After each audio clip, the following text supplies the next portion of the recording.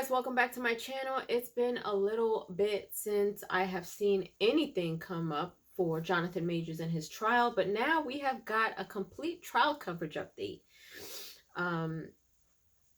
And we're going to go ahead and see what kind of details we got here. So let's go ahead and see what Cosmic Wonder has to say.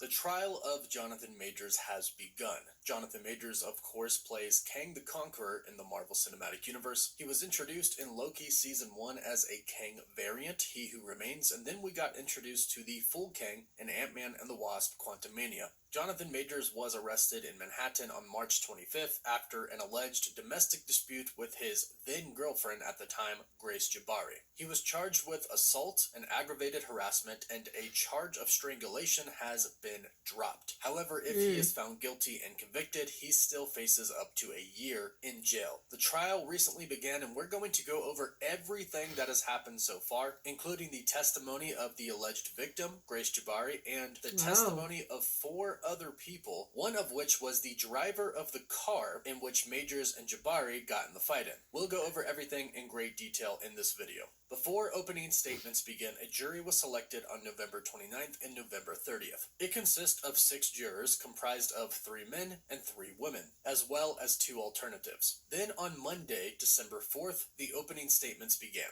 Prosecutor Michael Perez began by offering details on the events that led to Majors' arrest. On March 25th, Majors and Jabari took a private car service after midnight from a Brooklyn party to their Chelsea apartment. So he's recapping what happened up until who met in 2021 on the set of Ant-Man and the Wasp: Quantumania had been together for 2 years and had discussed marriage and kids. This was a serious relationship, Perez told jurors. On the night of the incident, Jabari saw a text message on Majors' phone from a woman named Cleopatra that read, "Wish I was kissing you right now." Jabari allegedly took the phone out of his hands to see who sent the message. Perez asserted that Majors then began grabbing the right side of Jabari's body and prying her finger off the phone to retrieve it. The prosecutor said this caused bruising, swelling, and substantial pain. He intended to cause Grace Jabari physical injury, and in fact, he did cause her physical injury, Perez asserted. What's interesting is that Majors does not deny that a text message from another woman sparked the alleged altercation. However, Majors' side, his criminal defense lawyer Priya Chaudhry, alleges that it was Jabari who assaulted Majors, which is what they have been claiming this entire time. That Jonathan Majors is actually the victim in this altercation and this entire case. And they state that Majors was assaulted and Priya Chaudhry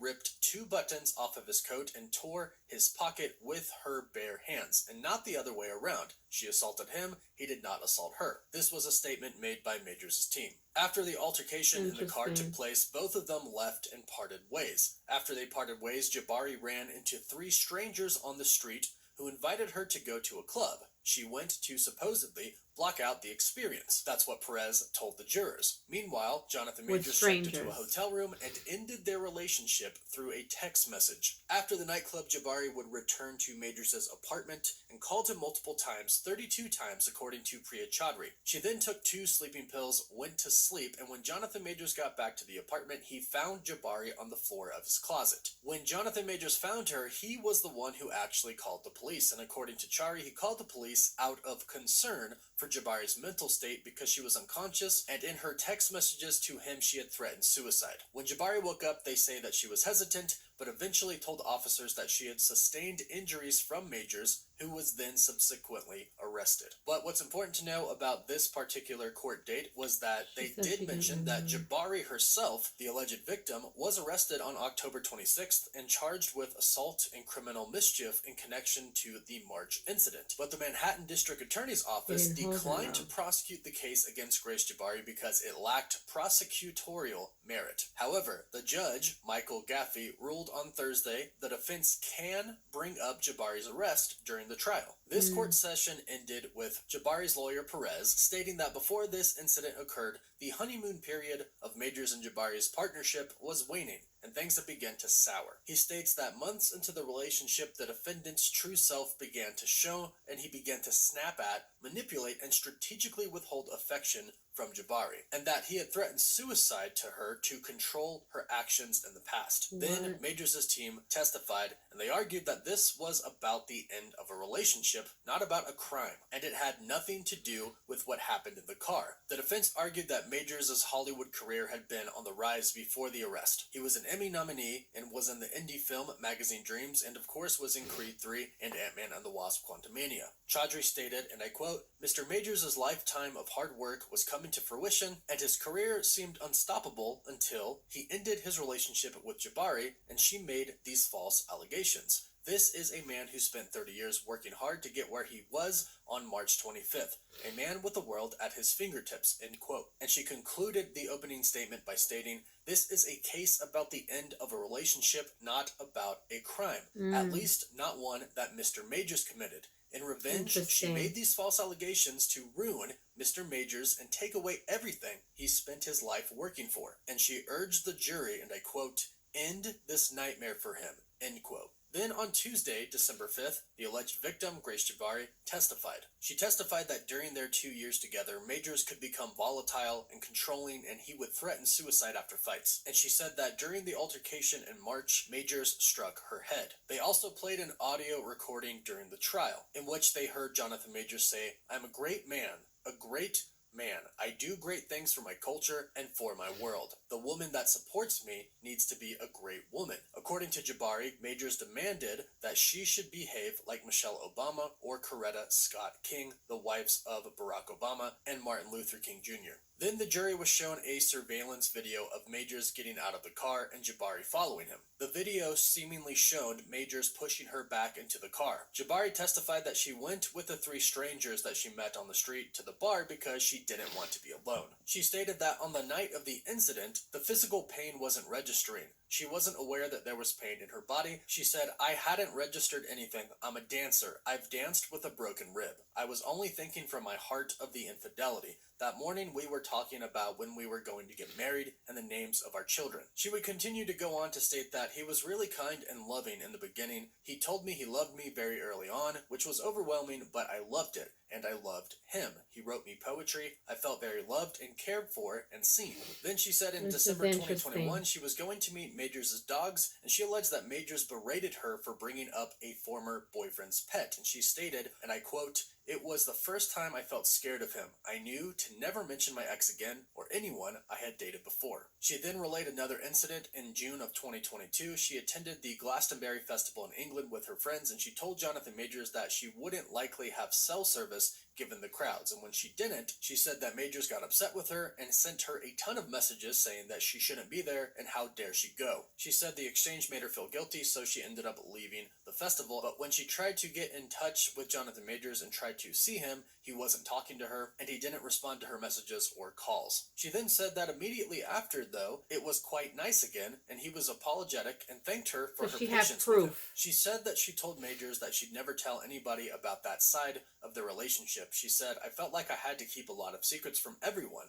I felt very isolated. It was confusing. I felt scared of him, but quite dependent on him." And she said that the relationship continued because she loved him. Jabari said that after fights, Majors would refer to himself as a monster and make threats of suicide, and that she would plead with him that he couldn't do that. "Think about your daughter, think about your mother." And she would try to make him feel safe and secure, and he would receive that. But Jabari said that this took a toll on their relationship and made her feel isolated, that she was just existing in his world, and she had low self-esteem and lost a lot of weight. They then returned to the courtroom the next day, Wednesday, December 6th, where she testified again, where she said that she didn't want to call the police on him because of a previous conversation that they had where he warned her about trusting the police because of what they would do to him as a black man. And keep in mind that it was actually Jonathan Majors who called the police, not Jabari. She said she woke up to loads of officers and was hesitant, but eventually told the officers that she had sustained injuries. Yeah, that doesn't make sense. And to add a little bit of context to this, what Priya Chaudhry, Jonathan Majors' lawyer, has said is that there is evidence from the body cam of the police officers actually telling her to say that she was assaulted by him. This hasn't seemingly been brought up in court yet, but it is something that Priya Chaudhry has claimed in the past. Jabari said that she felt like it was her fault and that she should have lied and said nothing happened so Jonathan Majors wouldn't be in trouble or upset with her, and that she wanted to fix it. She then testified that she asked for the charges to be dropped against Majors because she, and I quote, didn't understand the context around. End quote. She then testified about the pain that she felt after the alleged assault. She said, "I couldn't lie on the right side of my body. Everywhere hurt. I'm used to muscle aches, pain inflicted in other ways as a dancer. This felt so uncomfortable." The jury was shown photos of Jabari's swollen finger and a cut behind her ear that she took the day after the alleged assault. Then the defense argues that Jabari fabricated these allegations to get back at Majors after their breakup, with Chaudhry stating again, "This is the case about the end of a relationship, not about a crime, at least not one that Majors committed, and that it was actually Jabari who assaulted Majors." The audio was also brought up again, where Majors called himself a great man, and Chaudhry sought to give the jury some context to help explain why Majors was scolding Jabari on the recording. And she asked Jabari if her drinking habits had been a constant source of tension in the relationship, but Jabari said he would get upset with me and use my drinking as an excuse. The trial then continued on Thursday, December 7th, where Jonathan Majors' attorney, Priya Chaudhry, got to cross-examine Grace Jabari, asking her a bunch of questions. When it came down to her alleged injuries after the alleged assault, she had asked why she had gone out to a nightclub immediately after the alleged assault took place, suggesting that her injuries must not have been particularly serious, in which Jabari said, "I was feeling pain, but I was choosing to ignore it. I was filled with adrenaline. The next morning is when the pain sunk in. When I woke up, I felt like I had been hit by a bus." The jury was shown footage of Jabari at the nightclub, in which Chaudhry asked if Jabari hit her head on the DJ booth, in which she responded, "I did not." The video also showed Jabari touching her hair as she left the club, in which Chaudhry asked if Jabari felt blood on her head, in which she replied, "I didn't touch behind my ear, so I didn't." They also showed surveillance footage of the street of Jonathan Majors and Grace Jabari on the side of the street. Chaudhry questioned Jabari about playing with and fluffing her hair despite the laceration behind her right ear and pain in her finger, in which Jabari responded with, "I wasn't thinking about pain at this point. I was upset." The next day, on December 8th, Grace Jabari ended her testimony, and then we heard from one of her friends and a police officer who was on the scene when Majors was arrested. Grace Jabari's friend and colleague, Holly Blakely, was called as a witness, and she said that when she first met Jonathan Majors, he was very sweet and charming, and very loving, but she then noticed a change in Jabari as the couple continued their relationship. She said that Jabari would be in the house a lot more and seemed to have a lot less interest in herself. She was working a lot less. She used to have a lot of energy and was very self-driven, but she saw a lot of that disappear. She also testified that Grace Jabari called her the morning after the alleged assault took place, and she sent her photos of the injury, in which Blakely said, "I'd never heard her like that before.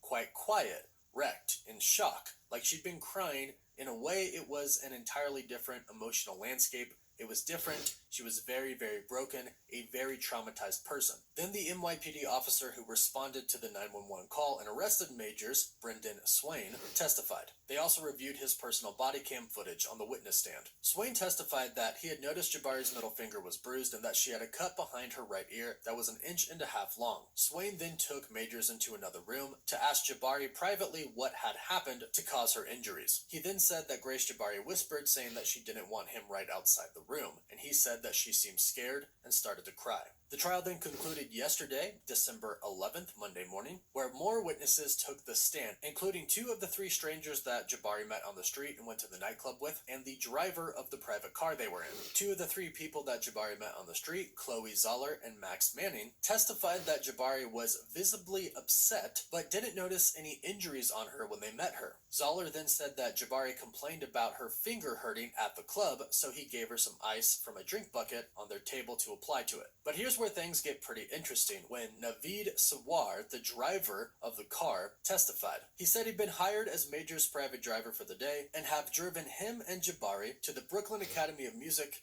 and then to a restaurant for dinner. He said the couple seemed good earlier in the day until Jabari noticed the text message on Major's phone in the evening. Sawar testified that Jabari became angry and she and Major started arguing. He said, "I was feeling something going on in the back seat. When I reached Canal and Center Street, Majors wanted to get rid of Jabari and he opened the door. I saw they were fighting when the car stopped. He was trying to get rid of her." Then the prosecution played video footage from security and traffic cameras that showed Majors and Jabari's altercation, them leaving Sarwar's car, and then Jabari meeting the three people on the street. Then Sarwar said, "I do remember Majors was pushing her back into the car, trying to get rid of her." He said Jabari was yelling at Majors and they were having an argument. "I had a feeling Jabari had hit Majors earlier, the way she was fighting and the sounds produced." And he added, he was not doing anything, she was doing it. He was trying to get rid of her. He was saying, "Leave me alone, I have to go." So from the driver's point of view, from what he heard and the way Jabari was acting, he feels like it was Jabari who was hitting Jonathan Majors and not the other way around, and that Jonathan Majors was trying to get rid of her, trying to get away. And this is everything that has happened so far in the trial of Jonathan Majors. Right now, the way this is going to go is very unclear. We've heard a lot of testimonies, one from Grace Jabari herself, then others that the prosecution has called, but we haven't really heard anything from Majors' team yet, no witnesses that they've really called except for the driver, and Jonathan Majors himself hasn't testified yet if he is even going to do so. But a lot left still remains in this trial, so be sure to subscribe and hit that notification bell so you don't miss any of the latest news about it. Also, if you subscribe and leave a comment down below, you're automatically entered in our giveaway for a chance to win an Xbox Series X, a PS5, some Marvel Legends items, or some DC items. The winner picks one item, and we pick a winner at the end of each month. You can find us on Instagram and Twitter as well, and as always, thank you all so much for watching.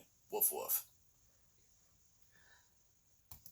Well, y'all, that was a lot of information, but we still have yet to hear directly from him in the courts.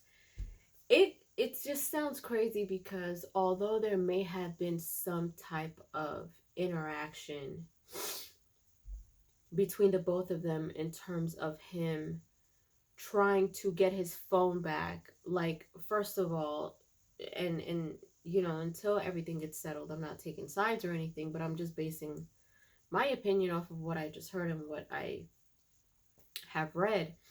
She snatched his phone. That's not your property. He was trying to get it back. Now, what happened when he was trying to get his property back is her word against his at this point. She says that he was trying to pry her hands open to grab the phone. I don't think she should have grabbed this phone in the first place. That's on her, you know. Now, before I started doing my videos, I was on Instagram and I did see they did release a clip of that night and him trying to put her in the car. And from what I saw, he was trying to put his drunk ex or girlfriend in the car, but then he left and she started following, and the thing went on a little too long. Like, he was running away and the whole time she was running after him. So it definitely looked like she was the one who was pursuing him, maybe harassing him, maybe to start trouble with him. At this point, whether she was drunk or not, I don't know. But if you guys go on Instagram, you guys will probably see it. I think I saw it on TMZ or something like that on their page. But I saw it for myself, and she's clearly chasing him. Like, he's trying to get away from her. He's trying to put her in the car. She comes out and she goes after him, and he's just trying to get away. And it looks like he ran like 2-3 blocks. Like, it's something ridiculous. But it's really interesting. Like, for one, if you have a broken bone, it's going to bruise. Maybe not immediately, but that same night. So she would have seen those bruises immediately by the end of the night. Like, there is no, you know, oh, I didn't think about it and it didn't bother me until to the next day. You would have seen those bruises. On top of that, if you have a gash in the back of your ear, you're going to feel it. It's going to burn. It's going to hurt. Hell, a paper cut hurts.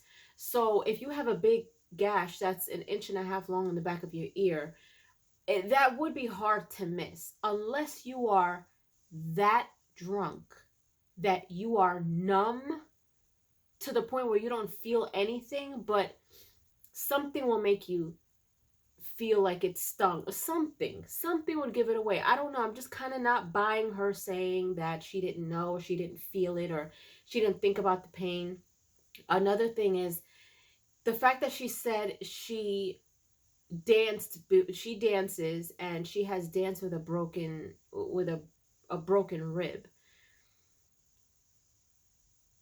My question is, well, did this even have anything to do with the situation? Were you dancing that night? Were you dancing that day? Were you working? Did you fall? Did something happen? Like, I mean, because it's just, I think they kind of need to dig into, okay, well, what exactly happened?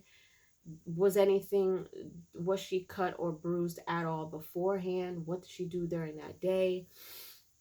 But for her to not feel it, and one of her friends said that while they were at the club, they were at the table, they grabbed ice for her to put it on there. If there's any cameras around the area where she was sitting at, they should pull those two to see if in fact she was icing her hand, or she was, doing something to her hand, something that made it look like she was paying attention to her hand or the back of her ear or something. Like, there's no way that you're gonna have a gash that big in the back of your ear and it's not bleeding.